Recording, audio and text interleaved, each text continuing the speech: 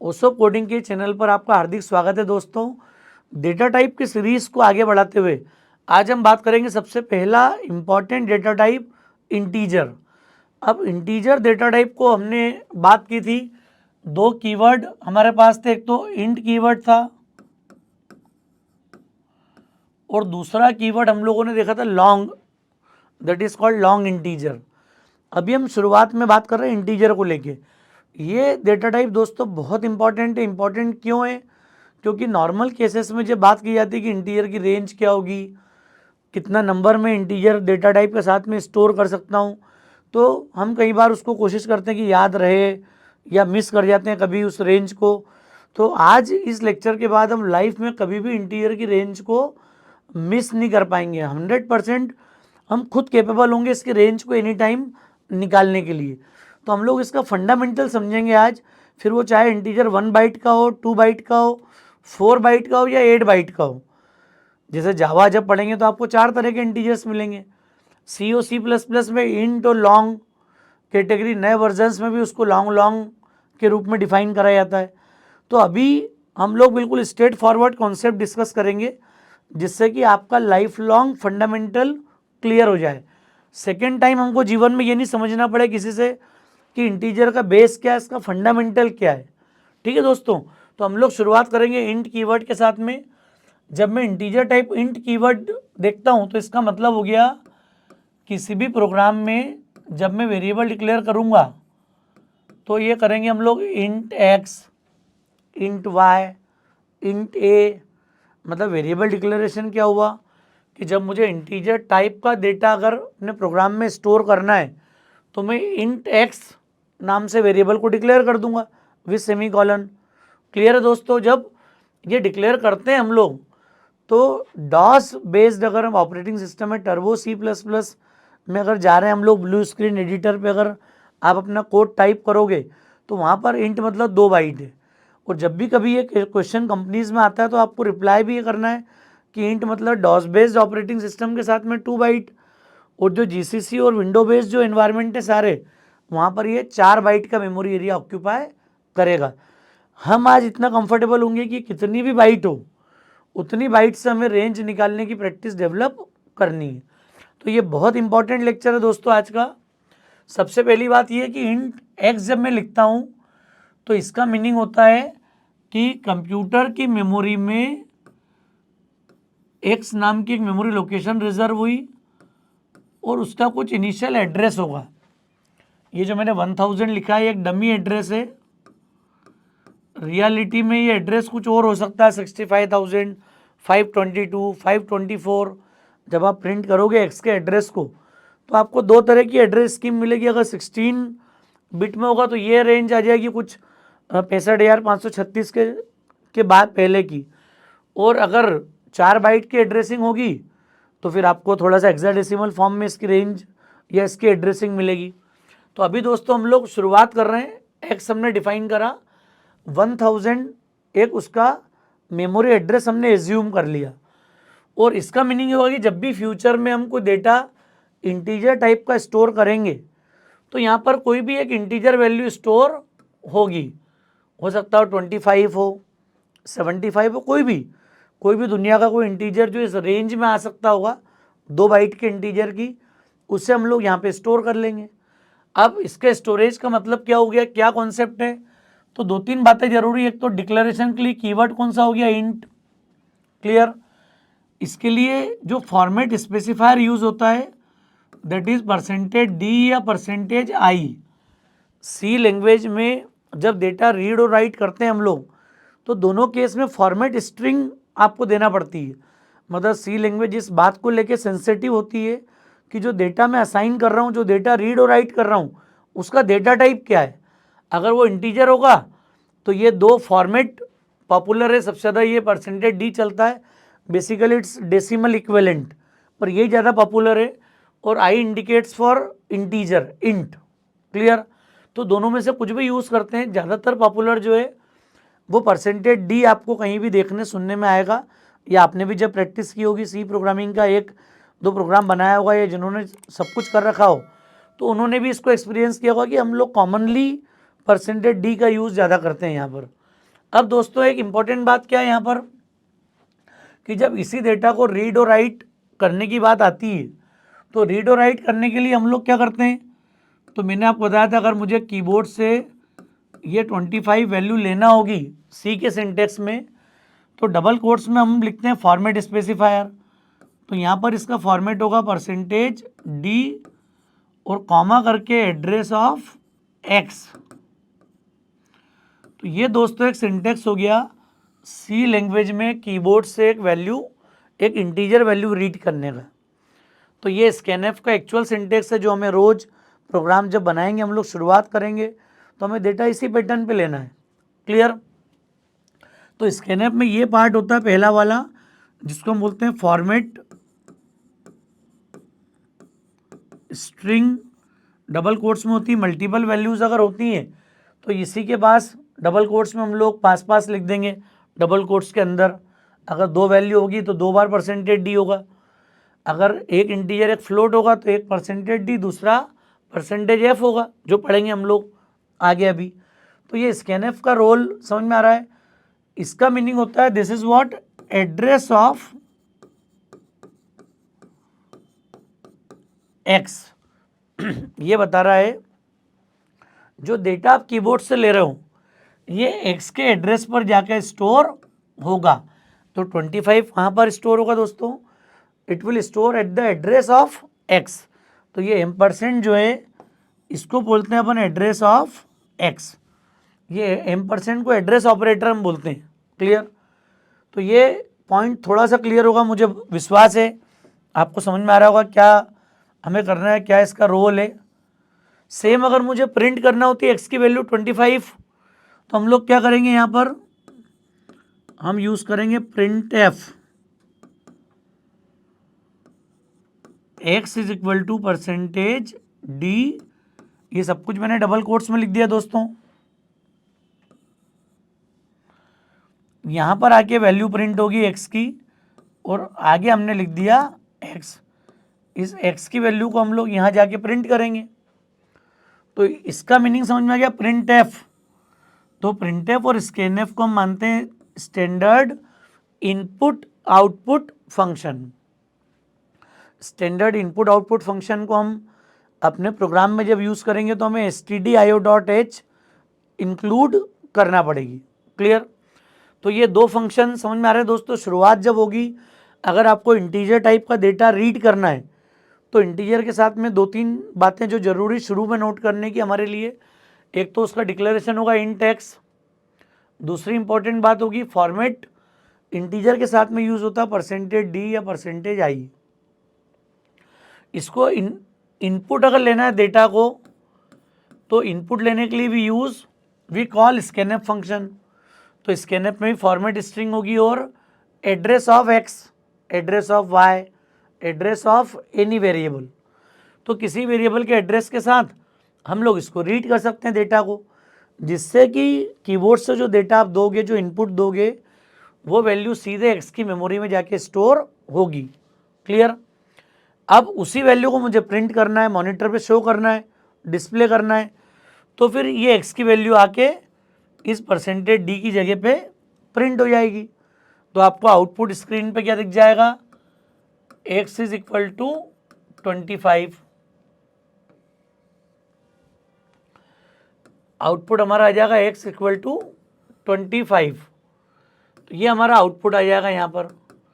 तो ये जो फंक्शन होता है किसके लिए होता है दोस्तों, आउटपुट के लिए। मतलब यहाँ से एक बात जो समझ में आती है शुरुआत से अभी कि इंटीजर टाइप का अगर मैं डेटा रीड करूँगा, राइट करूँगा, तो सी लैंग्वेज में इनपुट के लिए फंक्शन है स्कैनएफ, आउटपुट के लिए फंक्शन है printf। तो printf और f लगा, इसका मतलब समझ में आ रहा है, these are formatted IO function. इसलिए डबल कोट्स में एक फॉर्मेट स्ट्रिंग इनके साथ में यूज़ होगी, फॉर्मेट स्पेसिफायर यूज़ करना पड़ेगा आपको। क्यों करना जरूरी समझ में आ रहा होगा आपको, क्योंकि इन दोनों फंक्शन के साथ में क्या लगा, f, printf, scanf। ये f इंडिकेट करता है these are formatted IO function. Formatted IO मतलब बिना फॉर्मेटिंग के, बिना %d के ना तो डेटा रीड होगा और ना डेटा राइट होगा। क्लियर। तो यहाँ ये बात मुझे उम्मीद है आपको समझ में आ रही होगी अच्छे से। क्लियर है दोस्तों? तो ये दो इंपॉर्टेंट फंक्शन है। अब इसके अलावा जो नई बात है, इंपॉर्टेंट बात वो क्या है कि जब मैं इंटीजर टाइप का कोई वेरिएबल डिक्लेयर करता हूँ तो ये 2 बाइट का मेमोरी एरिया रिजर्व करता है। 2 बाइट्स का मेमोरी एरिया रिजर्व करता है। इसका मतलब क्या हुआ कि 2 बाइट में टोटल नंबर ऑफ बिट कितनी हो गई? 16। तो 16 बिट का ये नंबर होगा। क्लियर? क्योंकि 1 byte is equivalent to 8 bit, तो 2 बाइट मतलब 16 बिट का नंबर स्टोर होगा। क्लियर? समझ में आ रहा है दोस्तों? जो लोग कंप्यूटर फील्ड में पहली बार होंगे या जिन्हें आइडिया नहीं होगा, उन्हें ये क्लासिफिकेशन पता होना चाहिए कि 1 byte is equivalent to 8 bits. इसे 2 बाइट का इंटीजर है ये 16 बिट नंबर। ये डॉस बेस्ड के मैं लिख रहा हूँ, डॉस बेस्ड की रेंज पहले। और यही जब मैं विंडोज़ में जाऊँगा तो 4 बाइट का डेटा टाइप हो जाएगा। 4 बाइट मतलब 32 बिट। तो हम लोग दोनों के कॉन्सेप्ट को समझेंगे। ये आपको समझ में आना चाहिए डॉस बेस के लिए, टर्बो C++ के लिए। और यही रेंज बढ़ के क्या हो जाएगी? 4 bytes that is 32 bits. Clear? ये आपको मिल जाएगी आगे जो विंडोज़ या हायर ऑपरेटिंग सिस्टम है, जो सब 32 64 बिट OS कोई भी हो, वहाँ पर आपको इंट मतलब फिर कितनी बाइट का हो जाएगा? 4 बाइट का। तो ये रेंज भी इसके अकॉर्डिंग चेंज होगी। 2 बाइट की रेंज और 4 बाइट की रेंज में डिफरेंस होगा। तो कहाँ से कहाँ तक का नंबर हम लोग स्टोर कर पाएंगे? तो मैं 2 बाइट के हिसाब से इसकी रेंज लिख रहा हूँ यहाँ पर। हम लोग कई बार ये रेंज लोग याद कर लेते हैं, इसको याद नहीं करना है दोस्तों। आज हम डिस्कस करेंगे कि क्या ज़रूरी है, क्या कॉन्सेप्ट हम लोग अडॉप्ट करेंगे जिससे हम लोग दुनिया के किसी भी इंटीजर की रेंज निकाल पाएँ। क्लियर? तो इसकी रेंज होगी -32768 से +32767। ये इसकी रेंज हो गई। अगर मेरा इंटीजर 2 बाइट का होगा तो 2 बाइट के इंटीजर की रेंज होगी -32768 से +32767। ये इसलिए नहीं याद करना है किताब में लिखा है या कहीं आपने कुछ रिसोर्स को सर्च किया और वहाँ से नोट कर लिया। ये हमें याद नहीं करना है, ये हमें समझना है कि हम एनी टाइम दुनिया के किसी भी इंटीजर की रेंज को कैलकुलेट कर पाएँ। ठीक है दोस्तों? और यही इंटीजर अगर 4 बाइट का होगा तो 4 बाइट में इसकी रेंज शिफ्ट हो जाएगी, दैट इज -2147483648 से 2147483647. So this will be the range of this 4 byte integer. 4 bite integer से रेंज का मतलब समझ में आ रहा है क्या है? ये जो रेंज है -32768 से 32767, ये रेंज है हमारे 2 बाइट के इंटीजर की। और ये जो रेंज है ये 4 बाइट के इंटीजर की 32 बिट के। इसे हर बिट चेंज होगी, वैल्यू डबल होती जाएगी। एक एक बिट आप आगे बढ़ाते जाओगे आपकी रेंज डबल होती जाएगी। इसे नेक्स्ट 16 टाइम और डबल होगी, you will get this number -2+। तो इन्हें भी हमें याद नहीं करना है दोस्तों। याद क्यों नहीं करना है? तो हम लोग बात करेंगे कैसे इंटीजर इसकी रेंज कैलकुलेट करता है, या दुनिया के सारे कंप्यूटर पे सारी लैंग्वेजेस में ये रेंज किस तरीके से काम करती है। हम कल जावा पढ़ेंगे, पाइथन पढ़ेंगे, C# पढ़ेंगे। कोई भी लैंग्वेज आप ओपन कर लो, कहीं भी काम करोगे, आपका कंसेप्ट जो हम आज पढ़ेंगे यही कंसेप्ट उन सारी लैंग्वेज में एज इट इज़ अप्लाई होगा। तो एक बार हमें नॉलेज लेना है, बार बार हमें अपना टाइम एंगेज नहीं करना है कि उन्हीं बेसिक्स को या फंडामेंटल्स को एक बार इन डेप्थ पढ़ लें, सेकेंड टाइम लाइफ में कभी खुलना ही नहीं हमको बुक, ना कोई मटेरियल ना कोई कॉन्सेप्ट। सिंपल बेसिक मैथमेटिक्स से उसी के बेस पे हम लोग एनी टाइम इसकी रेंज कैलकुलेट कर सकते हैं। तो हम लोग देखते हैं दोस्तों कैसे ये रेंज काम करेगी। हम लोग 2 बाइट के एग्जाम्पल से काम शुरू करते हैं। और भी 2 बाइट, 1 बाइट से पहले हम लोग सपोज एक कॉन्सेप्ट में आपके साथ में डिस्कस करता हूँ। अगर मेरे पास 2 ही बिट का इंटीजर हो, या और स्टार्टिंग से बात करो आप तो 1 बिट, 1 बिट मतलब 2 टू द पावर 1 कॉम्बिनेशंस। एक बिट में 2 से ज़्यादा पॉसिबिलिटी होगी क्या दोस्तों? जब आपका नंबर 1 बिट का है तो पॉसिबिलिटीज़ हो गई 0 और 1, मतलब 2 पॉसिबिलिटीज़। ये किससे डिफाइन हो गया? 2 to the power 1 that is 2। मतलब दुनिया का कोई भी इंटीजर कहीं भी किसी भी लैंग्वेज में हम लोग बात कर रहे हैं कि मशीन इसको कैसे हैंडल करती है, तो फिर कोई भी लैंग्वेज होगी वो इसी तरीके को अडॉप्ट करेगी। अब अगर 2 बिट का इंटीजर है तो 2 टू दी पावर 2 मतलब 4, 4 combination 0 1 1 0 1 1।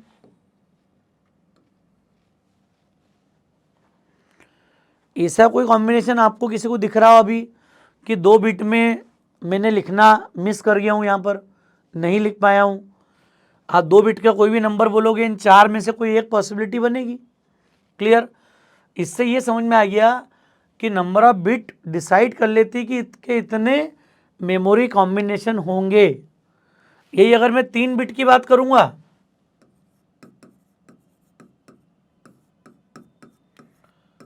Possibilities will be 2 to the power 3 that is 8। 8 possibility हो गई। 8 पॉसिबिलिटी मतलब 0 0 0 0 0 1, ये सभी को पता है टेबल इसका। 0 1 1 1 0 0 1 0 1 1 1 0 1 1 1। मतलब 8 बिट का नंबर जो है वो थोड़ा सा हमें क्लियर होगा इस बात को लेके। अगर रेंज वाइज इसको लिखने जाएंगे ना तो आपके थॉट में कॉन्सेप्ट एक क्लियर हो जाना चाहिए कि जो फर्स्ट बिट है वो साइन बिट के रूप में रिजर्व होगी और बाकी जो 2 बिट होगी वो डेटा बिट के रूप में डिफाइन होगी। तो इसकी जब रेंज आप लिखने की कोशिश करोगे तो 0 1 2 3 पॉजिटिव जो नंबर होंगे जिनकी एमएसबी कितनी है 0, तो इन चारों की जिसकी फर्स्ट बिट साइन बिट जिसको हम बोलते हैं, ये साइन बिट अगर 0 होगी तो ये नंबर आपका पॉजिटिव नंबर हो गया। जिनकी एमएसबी 1 है इन सबकी साइन बिट क्या बता रही है 1, तो ये नंबर आपका क्या हो गया दोस्तों निगेटिव नंबर।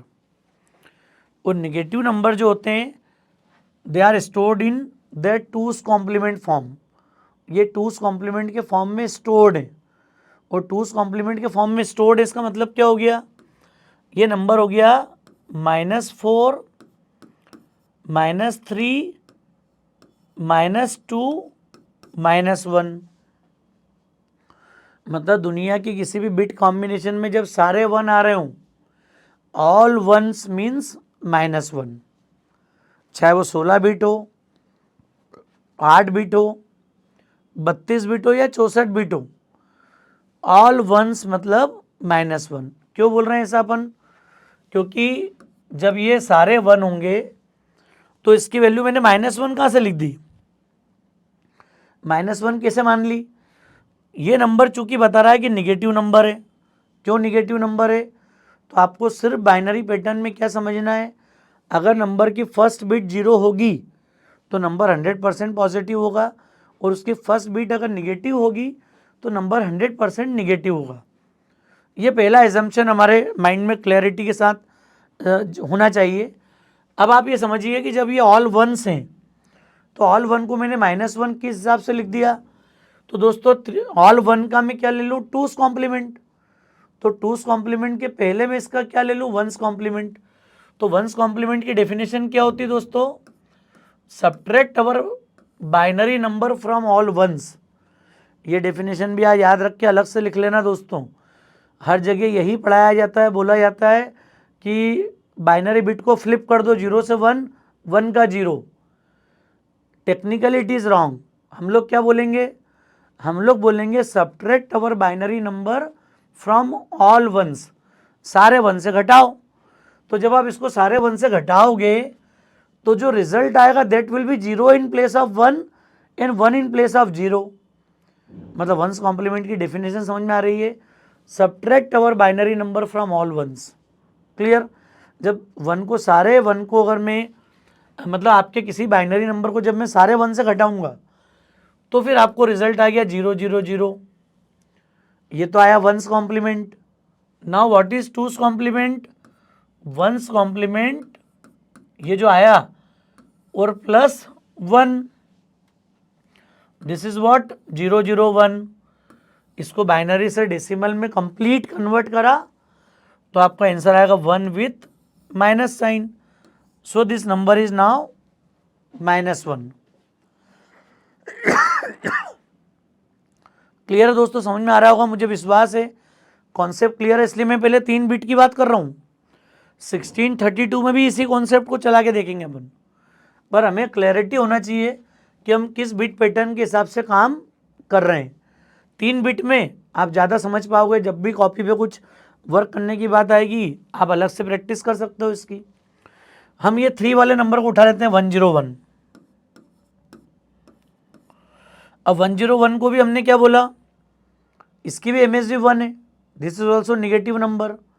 निगेटिव मतलब इसको भी ऑल वन से घटाओ, तो ऑल वन से घटाने का मतलब क्या हो गया, ऑल वन, इसमें हमने हमारा ये वाला नंबर घटा दिया 101। 101 माइनस करा, 1 माइनस 1 0, 1 माइनस 0 1, 1 माइनस 1 0। तो ये आ गया आपका वंस कॉम्प्लीमेंट दोस्तों।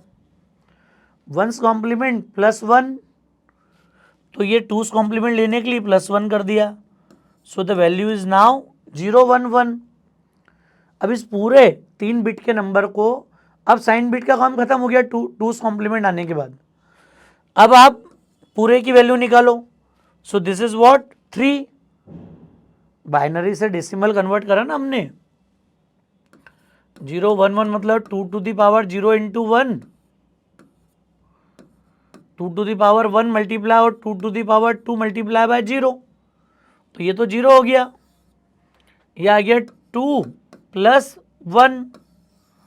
सो दिस नंबर इज 3, और चूंकि इसकी MSB पहले से कितनी थी, 1 थी, so your number is now -3। तो माइनस नंबर समझ में आ रहा होगा दोस्तों कैसे आ रहा है। कंप्यूटर में नेगेटिव नंबर को स्टोर कराया जाता है टूस कॉम्प्लीमेंट के फॉर्म में। और टूस कॉम्प्लीमेंट कैसे निकालते हैं, हम किसी भी नंबर का पहले उसका वंस कॉम्प्लीमेंट लेते हैं और फिर उसमें +1 8 कर देंगे, तो जो रिजल्ट आपके सामने आएगा दैट इज इन टूस कॉम्प्लीमेंट। और कंप्यूटर सारे निगेटिव नंबर को टूस कॉम्प्लीमेंट के फॉर्म में स्टोर करता था। क्लियर? समझ में आ रही बात अपने को? साइन बिट का कॉन्सेप्ट समझ में आ रहा है? ये मैंने सिंपल 3 बिट में समझाने के लिए भी लिया है।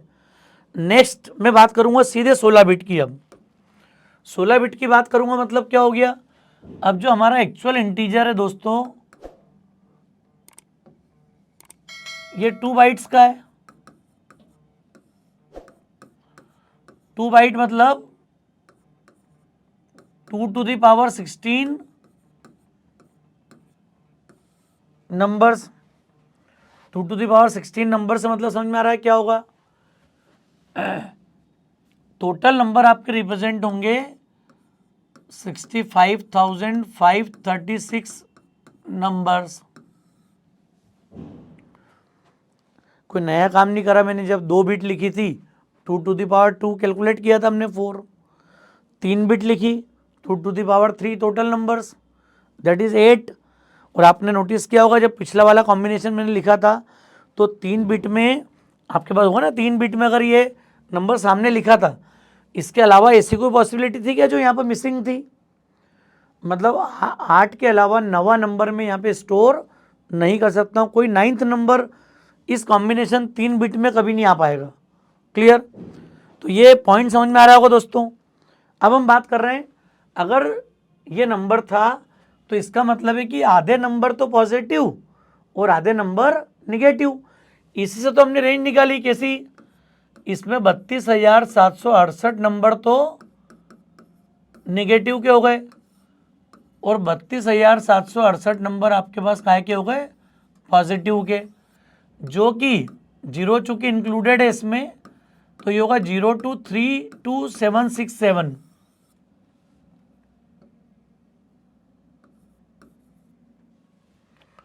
तो तो 0 से 32767, ये प्लस के 32768 नंबर 32,768 और ये माइनस के, मतलब आधे नंबर पॉजिटिव हो गए, आधे नंबर निगेटिव हो गए। तो ये सब हो कैसे रहा है? क्योंकि नॉर्मल जो इंटीजर होता है, जो इंट हम लोग लिखते हैं, वो साइंड इंटीजर होता है। साइंड मतलब आधे पॉजिटिव आधे निगेटिव। और यही अगर मैं अनसाइंड कर दूंगा, अनसाइंड कर दूंगा, इसका मतलब क्या हो गया? ये जो रेंज है ये साइंड की है। साइंड की मतलब आधे पॉजिटिव आधे निगेटिव। और यही नंबर अगर मैं कंप्लीट पॉजिटिव नंबर कर लूं, तो ये जो सारी रेंज है अनसाइंड के केस में क्या हो जाएगा? यहां पर अनसाइंड को दोस्तों कैसे डिक्लेयर करते हैं हम लोग? Unsigned int x. सिर्फ आपको एक अनसाइंड नाम का कीवर्ड इसके आगे लगाना है। साइंड भी लिख सकते हैं अपन, लेकिन नॉर्मल जब मैं इंट एक्स लिखता हूं तो वो साइंड होगा। साइंड होगा मतलब ये जो रेंज है ये नॉर्मल वाला इंटीजर की है, आधे पॉजिटिव आधे निगेटिव। क्लियर? ये जो अनसाइंड वाली रेंज होगी, अरे है तो ये भी 2/8 ही, 2/8 है, लेकिन क्या होगा? यहाँ सारे नंबर पॉजिटिव होंगे, माइनस का कोई नंबर नहीं होगा, कोई साइन बिट इसके लिए रिजर्व नहीं होगी। जब कोई साइन बिट रिजर्व नहीं होगी तो ये रेंज हो जाएगी 0 से 65,535। टोटल 65,536 नंबर है। क्लियर? इसको लिख सकते हैं अपन 0 से 2⁻16 माइनस 1। तो ये शॉर्ट में भी लिख सकते हैं इस रेंज को हम लोग। क्लियर? समझ में आ रहा है दोस्तों? इसमें कोई कंफ्यूजन, कोई डाउट अगर हो तो आप कमेंट करिए। 100% वहाँ पर बताइए, आप कहीं कंफ्यूजन होगा, डाउट होगा, उस डाउट के साथ हम लोग फिर बात करेंगे, एडिशनली कोई कॉन्सेप्ट को डिस्कस करेंगे यहाँ पर। तो मुझे उम्मीद है कि आपको थोड़ी सी क्लियरिटी आई होगी यहाँ पर कि अगर मेरा नंबर 16 बिट का होगा then total combinations will be 2⁻16 and it will make 65,536 numbers. Clear? Out of them half are negative, half are positive. आधे निगेटिव हो गए आधे पॉजिटिव हो गए दोस्तों। जब आधे निगेटिव पॉजिटिव थे तो ये रेंज आ गई थी -32768 से +32767 तक, क्योंकि 0 प्लस में इंक्लूडेड है पॉजिटिव वाली वैल्यू के साथ में। जब मैं अनसाइंड की बात करूंगा तो ये पूरी रेंज, पूरे 65,536 नंबर 0 से 65,535 की रेंज में स्टोर होंगे। क्लियर? अब मैं यहाँ पर देखता हूँ कि जब आप बिट पैटर्न पे काम करते हो तो 16 बिट या 32 बिट में ये कैसे बिहेव करेगा। तो 16 बिट के लिए दोस्तों रेंज क्या होगी हमारी? हम इस नंबर को लिखते हैं 000 और 0000। ये मैंने डैश लगा दिया इसलिए जिससे आपको समझ में आ जाए कि मैं इसको 16 बिट का भी एज्यूम कर पाऊंगा, 32 बिट का भी एज्यूम कर पाऊंगा। क्लियर? तो ये 16 बार 0 आ गया। क्लियर? इसी के बाद वाला कोई नंबर आएगा तो क्या होगा दोस्तों? 00001। अब जैसे हमने वो 3 बिट का पैटर्न लिखा था, आगे बढ़ते ही आएंगे हम लोग। ये नंबर हो जाएगा 00010। और ऐसा करते करते एक समय ऐसा आएगा कि नंबर हमारे हो जाएंगे 011111110। और एक स्थिति ऐसी आ जाएगी जब 011 सारे 1। आप 3 बिट के टेबल को याद करो, मैं फिर से ले जा रहा हूं पीछे आपको। 00011011। एक स्थिति आ गई थी जब 0 के बाद सारे 1 हो गए थे, उसके बाद +1 करते ही 1 सारे 0। वहां भी यही सीन होगा सेम। क्या होगा? अब जब मैं इसमें +1 करूंगा तो ये हो जाएगा 1 बाकी सारे 0। क्लियर है दोस्तों? 16 बिट में रिप्रेजेंट कर रहा हूं मैं अभी इसको। और फिर वैसे ही कॉन्सेप्ट स्टार्ट हो गया 100। चूंकि सारे 0 हो गए फिर 1, वही चक्री स्टार्ट हो गई सेम। और ऐसा करते करते एक समय ऐसा आएगा जब आपके हो जाएंगे 111 0 और सारे 1, मतलब ये मैंने 16 बिट का बाइनरी पैटर्न यहाँ पर लिख दिया पूरा, जिससे आपको क्लैरिटी हो जाए कि हम लोग क्या करेंगे। यहाँ पर हम 16 बार 0 से जब काउंटिंग स्टार्ट करेंगे तो 65,536 नंबर है ये, और मुझे इतनी सी जगह में बताना है, आपको समझाना है। तो मैंने टर्निंग पॉइंट सारे कवर कर लिए यहाँ पर, जब मैंने इस कॉम्बिनेशन को लिखा है बोर्ड पे अभी, तो ये सारे टर्निंग पॉइंट को कवर कर रहा है। अभी टर्निंग पॉइंट को कवर कैसे कर रहा है। अब दोस्तों ये नंबर की वैल्यू क्या होगी, कैसे समझ में आ रहा है। अभी वही इंपॉर्टेंट कॉन्सेप्ट आ गया कि ये जो पहली बिट है हमारी, ये हो गई हमारी साइन बिट। ये जो फर्स्ट बिट होती है हमारी,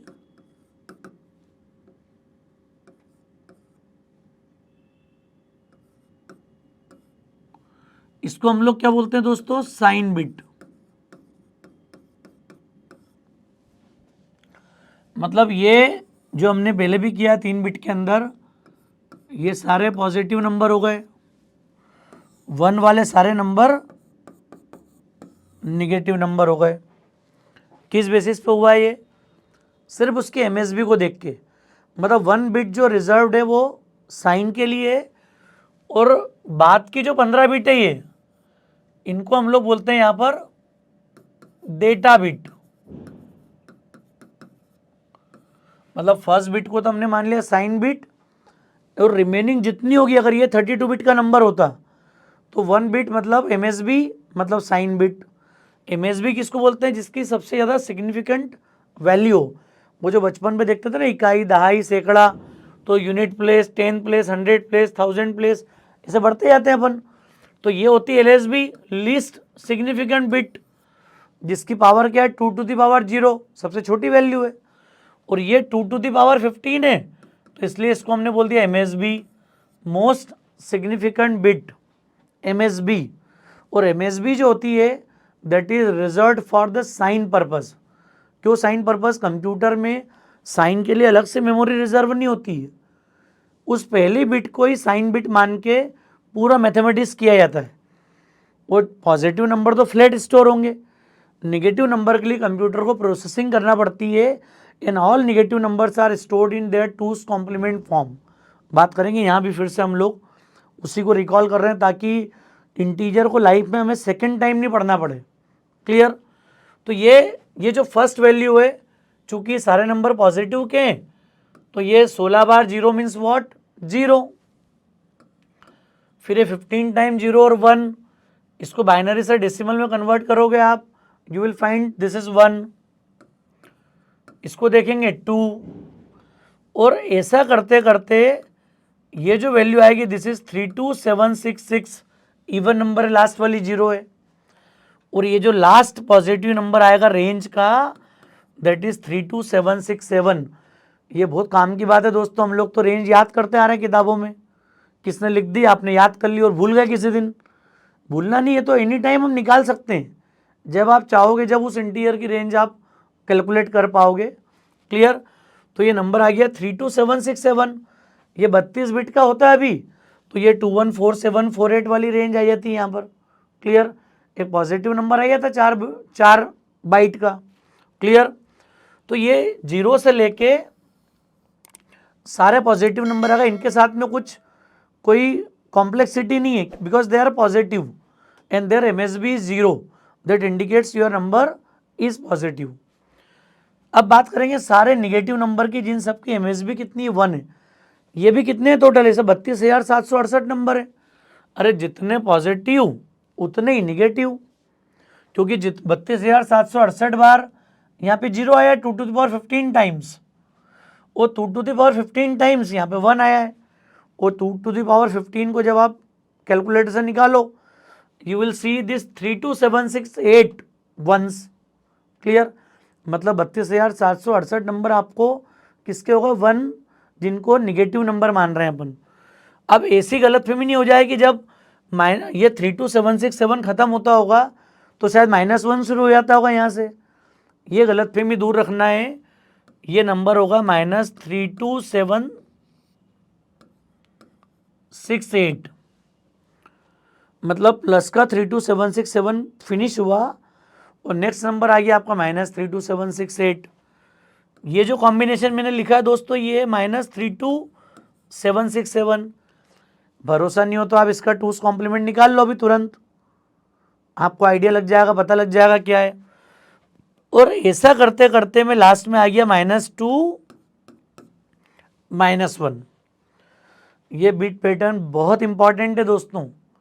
नॉर्मली इंटीजर को लेके जब बात की जाती है तो हम लोग हमेशा कन्फ्यूजन में रहते हैं कि ये मैंने बात जो की अभी C++, सी, जावा, पाइथन से मतलब नहीं है।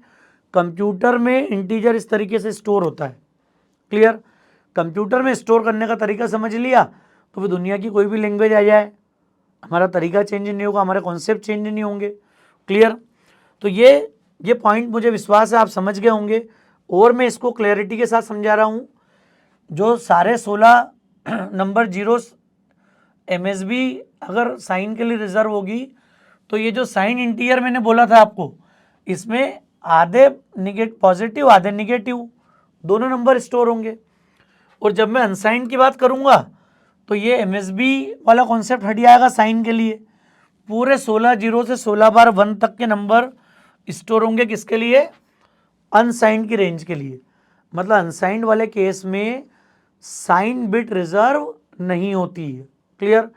पूरी 16 जीरो से 16 बार 1 तक आप मैथमेटिक्स कर लो तो ये प्लस का हो जाएगा 32768, 32769, 770 और लास्ट में आ जाएगा 65,535।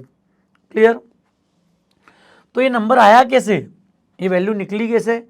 बाइनरी टू डेसिमल कन्वर्ट कर लें अपन सभी को तो पॉजिटिव नंबर तो डायरेक्ट कन्वर्ट हो जाएंगे। क्लियर? नेगेटिव नंबर को कन्वर्ट करने के लिए हमें उसका टूस कॉम्प्लीमेंट लेना है। तो ये टूस कॉम्प्लीमेंट आपको याद होगा ये मैंने 3 बिट में लिया हुआ है। तो 3 बिट में जब इसको लिखा हमने तो कैसे लिखेंगे, क्या करेंगे यहाँ पर 16 बार अगर 1 है। क्लियर? इसका टूस कॉम्प्लीमेंट क्या हुआ? तो मैंने आपको एक रूल बताया था, subtract our binary number from all ones. अरे मैथमेटिक्स फील्ड से आप बिलोंग करते हैं और अगर नहीं भी करते हैं तो आपको 9th कॉम्प्लीमेंट और 10th कॉम्प्लीमेंट पता होंगे। 9th कॉम्प्लीमेंट निकालना किसी नंबर का मतलब क्या हो गया? 23 का 9th कॉम्प्लीमेंट निकालना मतलब subtract our number from all 9। यह आएगा 9 - 3 6, 9 - 2 7। तो 76 is the 9th complement of 23। और कोई बोल देगा 10th कॉम्प्लीमेंट निकालो तो 76 + 1 तो 77 is the 10th complement of 23। इसी पैटर्न पर हमने किसको पढ़ा है? 1s और 2s कॉम्प्लीमेंट को। मतलब अगर मैथमेटिकल डेफिनेशन इसके देखें दोस्तों अपन तो मैथमेटिकल डेफिनेशन क्या बताती है? जैसे 9th कॉम्प्लीमेंट मतलब subtract your number from all 9। Clear? All 9s। तो बाइनरी में हमने बोल दिया subtract our binary number from all ones. This is the actual technical definition of 1s complement. Clear? The result of this subtraction will be the 0 in place of 1 and 1 in place of 0। अभी तो चूंकि all ones हैं so will receive all zeros. Clear? Now add 1 for 2s complement. So this is what 0 0 0 0 0 1। अब binary से decimal में पूरे को convert करो, पूरी 16 बिट को, then you will find this 1 with minus sign. So this last value belongs to -1। Clear? समझ में आ रहा है? ये -1 हो गई। अब ऑल वंस और 0, ऑल वंस और 0 में क्या डिफरेंस हो गया? ये 0 थी, इसको घटाया सारे 1 से, क्या हो गया? 1 - 0 इज 1। ये आ गया 15 0, एक बार 1 +1 करा मैंने। +1 करते ही ये जो लास्ट का रिजल्ट हमारा क्या आ गया? अब 1 + 1 0 कैरी 1 1 0। अब जब इसको बाइनरी से डेसिमल में कन्वर्ट करूंगा you will find 2 with minus sign. तो ये सेकेंड नंबर आ गया। ये तो ऑलमोस्ट सभी को समझ में आ जाएगा। कंफ्यूजन आएगा इस वाले नंबर के साथ में जिसको -32768 में बोल रहा हूँ यहाँ पर। क्लियर, 32768 बोल रहा हूँ, इसका मतलब क्या हो गया दोस्तों, इसको भी देखते हैं अपन क्या होगा।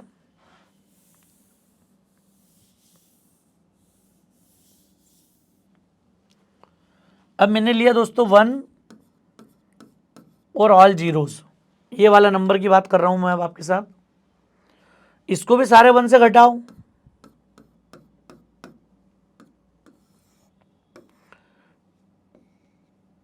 क्या ये 1 1 1 1 1 1 और ये वाला 0, ये आया आपका 1's कॉम्प्लीमेंट।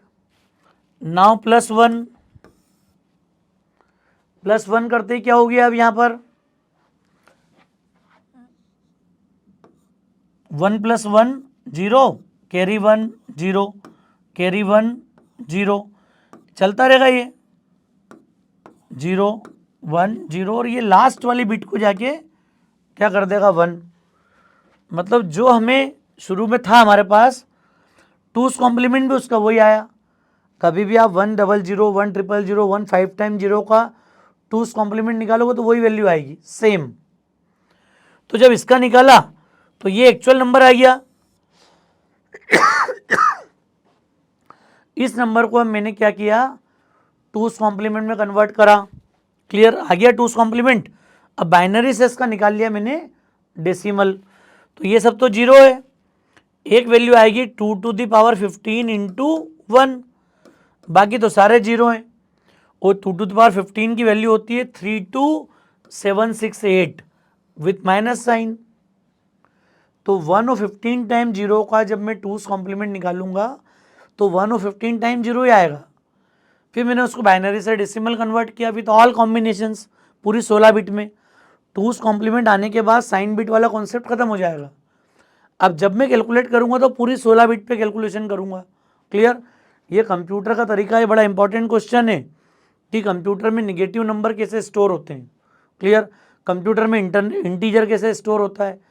तो ये एक इम्पॉर्टेंट पॉइंट है। इसका बेनिफिट क्या हुआ था, जब ये मैथमेटिक्स करा गया तो एक्स्ट्रा साइन बिट के लिए कोई मेमोरी एरिया रिजर्व नहीं करना पड़ा।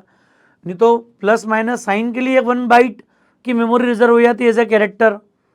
और जब मैं कॉम्बिनेशन बनाता तो कितने ओवरहेड्स आते हैं इंटीजर को स्टोर करने के लिए। कंप्यूटर के जितने भी सर्किट्स हैं इलेक्ट्रॉनिक्स के आपने पढ़े होंगे, तो सब्ट्रैक्शन करके कोई टर्म होती ही नहीं है। आपको जो कुछ भी करना है एडिशन ही होगा। Everywhere you will find binary addition. Clear, अगर 2 नंबर घटाना का कॉन्सेप्ट भी आता है तो ऐसे आता है 25 - 16, तो हमें कुछ भी नहीं करना रहता, -16 को 2's कॉम्प्लीमेंट में लिख लेते हैं अपन और 25 के साथ में प्लस कर देते हैं। तो कंप्यूटर में जब भी आप काम करोगे you will find only addition.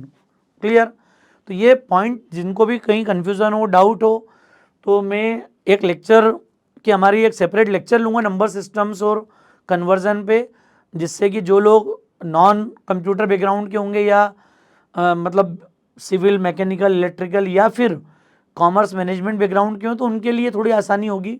तो मैं कोशिश करूँगा एक सेपरेट लेक्चर उसका शेड्यूल करूँ, शूट करूँ और आपको उसके लिंक इसके साथ में दे दूँगा। क्लियर, समझ में आ रहा है दोस्तों, कॉन्सेप्ट क्लियर है। तो ये वो तरीका है जिससे हम लोग निगेटिव और पॉजिटिव की रेंज कैलकुलेट कर सकते हैं। ये मैंने 16 बिट में लिखा है, सेम आप फील करो 32 बिट में। क्लियर, तो कॉन्सेप्ट समझ में आ रहा है दोस्तों, कोई कन्फ्यूज़न, कहीं कोई डाउट इस बात में, मुझे उम्मीद है आप समझ रहे होंगे यहाँ पर। क्लियर, और एक बड़ी इंपॉर्टेंट बात क्या, जब हम पूरी 16 बिट लिख लेते हैं तो 16 बिट लिखेंगे तो ये जो लास्ट वाले जो नंबर है हमारे 16 बिट के कॉम्बिनेशन में ये हो जाएगा +32768 32769 65 534 65535। 16 बार 1 को पूरा लिख लीजिए आप, 2 to the power 0, 2 to the power 1 plus 2 to the power 2 plus up to जाना है प्लस 2 to the power 15। सारी वैल्यू ऐड करने के बाद you will find this some is 65,535 and that is the range of A unsigned integer. Clear, तो दोनों की range समझ में आ रही दोस्तों क्या होगी, कैसे काम करना रेंज के साथ में हमको। क्लियर, और इंटरनली ये पूरी रेंज जो है वो भी रोल्ड है, पूरी ये पूरी मेमोरी में ऐसा रोल्ड है। अगर पॉजिटिव निगेटिव को चेक करना है आपको तो पूरी पूरी रोलिंग करी हुई है। जैसे रोलिंग समझते हो ना, पेपर लिया, पेपर को पूरा रोल कर दिया आपने, वैसे ही पूरा बिट पैटर्न को रोल कर दो आप, तो ये चक्री बन जाएगी। जैसे अपने व्हीकल का मीटर होता है कि नहीं, आप किलोमीटर माइलोमीटर अगर आप चेक करोगे तो वो सारी बिट रोटेट होती है, जितना आप ड्राइव कर रहे हो अकॉर्डिंगली वो उसके हिसाब से चेंज होते जाता है। क्लियर, रीडिंग आपकी चेंज होती जाएगी, अपडेट होती जाएगी। वैसे स्क्रॉलिंग जब यहाँ करोगे आप तो आपको सारे जीरो से लेके 16 बार 1 तक का कॉम्बिनेशन मिलेगा।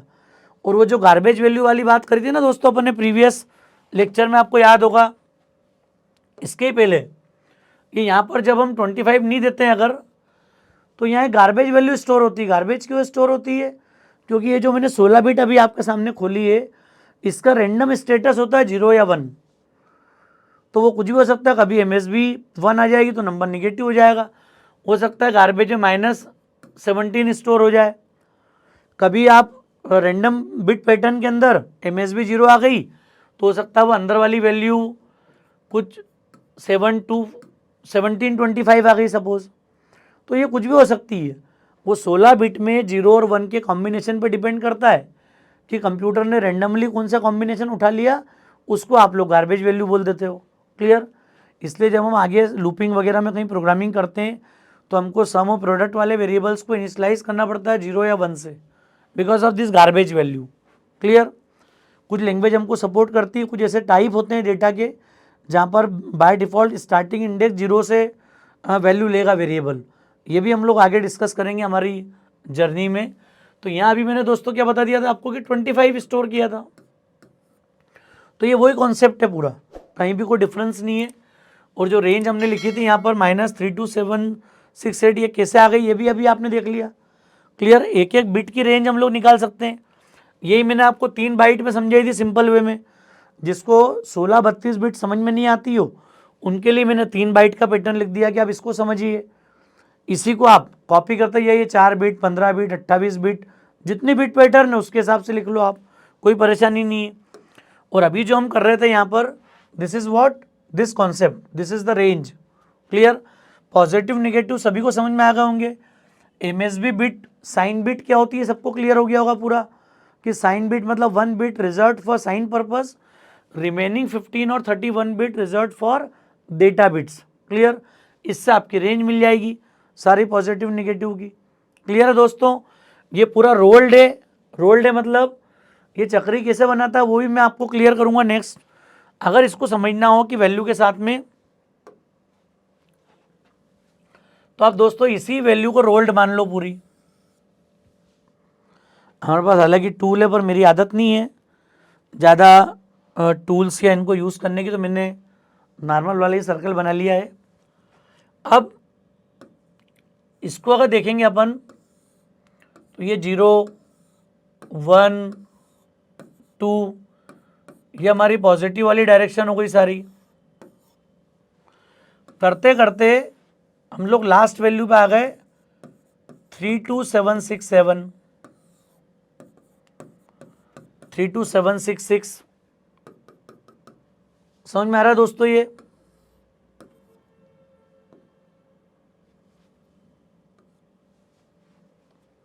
क्लियर है पॉइंट? यहां से हमारा स्टार्ट हो गया नंबर -32768, -32767, 766, और ऐसा करते करते -2, -1। मतलब ये पूरी जो मेमोरी है ये निगेटिव का आ गया पार्ट, ये हमारा पॉजिटिव का पार्ट आ गया पूरा। यहाँ तक पॉजिटिव है, यहाँ से माइनस स्टार्ट हो गया। इस रेंज का मतलब क्या है, चक्री का मतलब क्या है, जो मैंने पूरी मेमोरी बिट आपके सामने ओपन करी थी, इसको रोल्ड करने का मतलब क्या है, जब आप कोई मैथमेटिक्स करते हो तो आपको कई बार सरप्राइजिंग आंसर आ जाते हैं। आपने नोटिस किया होगा, मैं एक छोटा सा प्रोग्राम लिखता हूँ यहाँ पर, सिंपल मैथमेटिक्स, अभी मेन वगैरह ज़्यादा मैं कुछ लिख नहीं रहा हूँ। हम लिख देंगे अगर 32767, B। क्लियर, वो B बराबर मैंने लिख दिया A+3 और इस वैल्यू को प्रिंट कर दिया। आप भी करिएगा अगर 2 बिट, अभी मैं ये 2 बाइट के हिसाब से लिख रहा हूँ, टर्बो C++ के हिसाब से बी की वैल्यू मैंने प्रिंट कर दी यहाँ पर। जिनको 4 बाइट में लिखना हो तो 4 बाइट वाली रेंज लिखी थी मैंने, 214748364748 वाली, वो जो रेंज है वो भी लिख सकता था यहाँ पर मैं। अब इस A+3 का मीनिंग क्या है? अब आपने नंबर दिया, एडिशन का प्रोग्राम बनाया, अब लकीली वो रेंज 32767 को या जो 4 बाइट के इंटीजर है उसकी रेंज को भी क्रॉस कर गई। तो ये यहाँ तक तो प्रॉपर चला, 0 से स्टार्ट हुआ चक्री, यहाँ तक आ गई ए की वैल्यू के लिए। अब +1 +2 +3 यहाँ आ गए। अब यहाँ नंबर स्टोर कौन सा, हम एक्सपेक्ट कर रहे थे कि 32770 आंसर आना चाहिए, लेकिन वो 32770 नहीं देते हुए आपको आंसर प्रिंट कर रहा -32766। अब हम लोग सरप्राइज्ड हो जाते हैं कि ये आंसर क्यों आ रहा है, जबकि ये भी कोई गार्बेज वैल्यू नहीं है। अगर हमने ये बिट पैटर्न को समझ लिया है पूरा, तो बड़ी आसानी से आप एनी टाइम समझा सकते हैं कि जब मैं लास्ट जो पॉजिटिव इंटीजर है उसमें 3 ऐड करूँगा तो मेमोरी मैपिंग में यहाँ पर नेगेटिव की वैल्यू रखी हुई है, आपको याद होगा। अभी जब हमने बिट पैटर्न देखा है इसके पहले, याद करो आप ये वाली बात, ये मैंने जो माइनस में लिखा था ना यहाँ पे -32767 -3276, और इन दोनों के साथ में मैंने लिख दिया था -2 और -1, ये साइन की रेंज थी हमारी। तो ये +1 +2 +3, तो ये -3276 आया जो मैंने अभी आपको यहाँ पर बताया चक्री के साथ में। क्लियर? तो जब भी आप कुछ एडिशन का, मल्टीप्लिकेशन का कोई प्रोग्राम बनाते हैं और जो डेटा टाइप सेम लिमिट का है, सेम मेमोरी लिमिट का है, तो आपको समझना पड़ेगा कि मेरा वो रिजल्ट उस कंटेनर में स्टोर होगा कि नहीं होगा। जब कॉम्पिटिटिव कोडिंग में आप जाएंगे तो आप कई बार बोला जाएगा कि वो लॉन्ग में वैल्यू दी हुई है, तो आपको समझना पड़ेगा कि मेरा कंटेनर उस डेटा को स्टोर करेगा कि नहीं करेगा। हमने रूटीन मैथमेटिक्स के हिसाब से कोड लिख दिया, प्रोग्राम सही भी हो सकता है, लेकिन डेटा टाइप अगर हमने मान लिया इंट या नॉर्मल लॉन्ग लिया या शॉर्ट इंट लिया हुआ है और रिजल्ट आपका लॉन्ग में देना है आपको, हो सकता है उसमें जो रेंज वगैरह दी हो, डेटा टाइप के जहाँ कंस्टेंट वगैरह डिफाइन कर रहे हो वहाँ पे कोई हायर साइड रेंज दी हो 10⁻6 10⁻9 के फॉर्म में। तो ऐसे केसेस में आपको अलर्ट रहना पड़ेगा कि हम लोग किन पर्टिकुलर डेटा टाइप के साथ में काम कर रहे हैं। क्लियर? जब तक इस अंडरस्टैंडिंग को समझेंगे नहीं अपन, हमें कॉम्पिटिटिव कोडिंग में, कोडिंग प्लेटफॉर्म्स में जहाँ पर आके कोड लिख रहे हैं अपन, वहाँ भी प्रॉब्लम्स फेस करना पड़ेंगी। तो अगर ये फंडामेंटल हम लोग आज ही क्लियर कर लें, शुरुआत से क्लियर करके आगे बढ़ेंगे, तो कभी किसी कॉम्पिटिटिव कोडिंग में आपसे डेटा टाइप की गलतियाँ नहीं होंगी, जो कि बहुत इसेंशियल है, बहुत ज़्यादा इंपॉर्टेंट है दोस्तों। अभी तो बहुत छोटी शुरुआत है हमारी, डे बाय डे हम लोग और कॉन्फिडेंस लेवल बिल्ड करते जाएंगे इसमें। सभी को मुझे उम्मीद है कि आप सबको क्लियरिटी हो गई होगी। ये मैंने 2 बाइट के हिसाब से लिखा, 16 बिट के हिसाब से। जब 32 बिट का कॉन्सेप्ट होगा तो वैसे ही हो जाएगा फॉर्मूला। क्लियर? इसी के साथ हम लोग जनरलाइज भी चीज़ों को समझ सकते हैं। जनरलाइज मतलब अगर आपको ये सब चीज़ों को समझना हो तो इसका स्टैंडर्ड फार्मूला, इतना सब मैथमेटिक्स करने की नीड नहीं है हमको। n बिट का अगर नंबर होगा तो अगर साइन इंटीजर में उसकी रेंज निकालना हो तो दिस विल बी -2⁻n-1 से 2⁻n-1 -1, this will be the range of sine integer. ये दोस्तों जनरलाइज फार्मूला है दुनिया की कितनी बिट के लिए भी, 64 बिट हो, 32 बिट हो, 16 बिट हो, 8 बिट हो, जहाँ भी नंबर आ रहा है सिंपल फार्मूला अप्लाई कर दो any time without performing any kind of binary conversion. Clear? Need ही नहीं है, सीधे सीधे रेंज मिल जाएगी आपको। क्लियर? और यही अगर मैं अनसाइंड कर दूं सेम, तो अनसाइंड में इसकी रेंज हो जाएगी 0 से 2⁻n-1। ये n बिट के साइंड और अनसाइंड इंटीजर की रेंज है दोस्तों। अब ये तो जनरल फार्मूला हो गया जो आपको हमेशा लाइफ लॉन्ग काम आएगा। कैसे काम आएगा?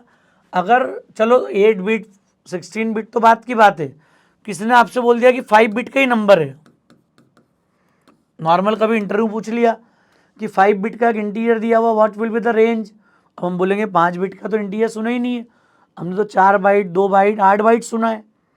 तो बाइट हो या बिट हो हमारी चिंता नहीं है दोस्तों। क्यों दोस्तों चिंता नहीं है? 5 बिट में फार्मूला लगा दूंगा साइंड की अनसाइंड सर, तो उन्होंने बताया साइंड, तो -2 n - 1 5 - 1 4 से 2 - 1 मतलब -16 2 16 - 1 15। तो जब मेरा नंबर 5 बिट का होगा दोस्तों तो उसकी रेंज होगी -16 से +15।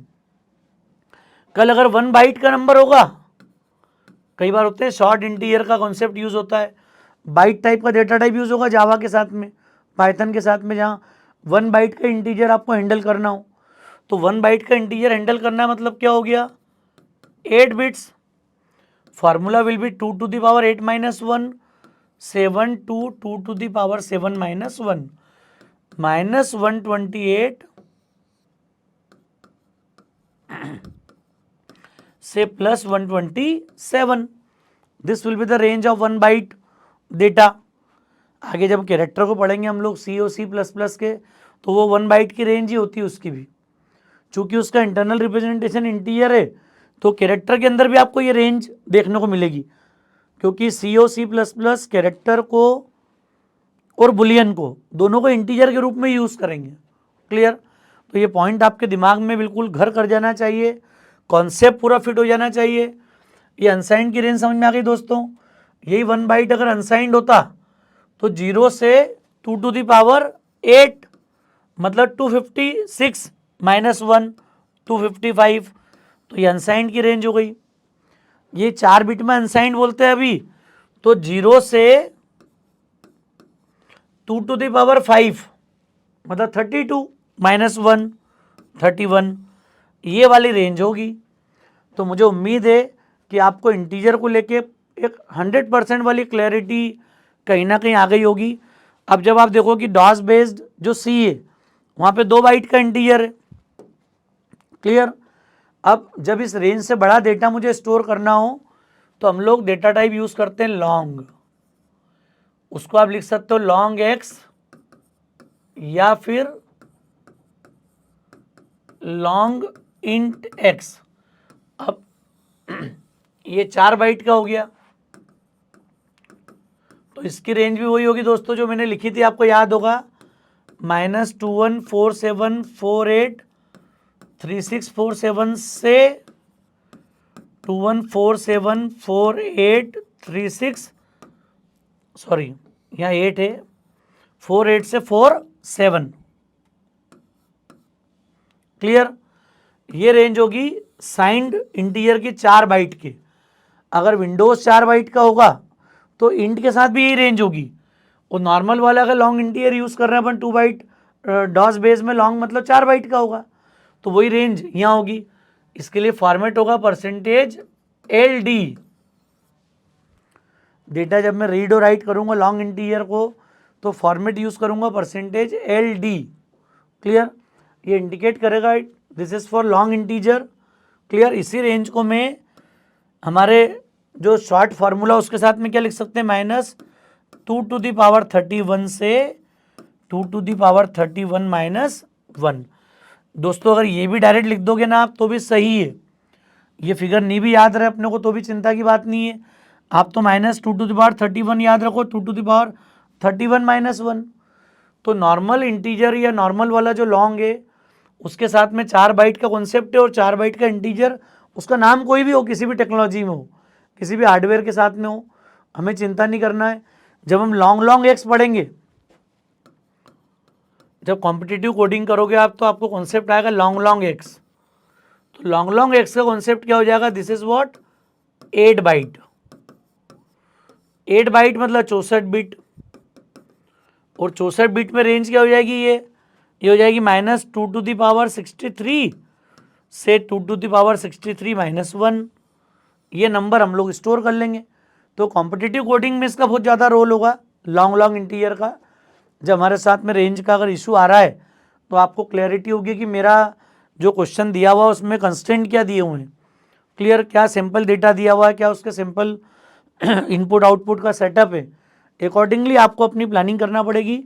हम लोग जब आगे बढ़ेंगे जर्नी में तो मैं शुरुआत के बिल्कुल 1 या 2 बार आपका टर्बो के साथ में इंटरेक्शन कराऊंगा या बताऊंगा।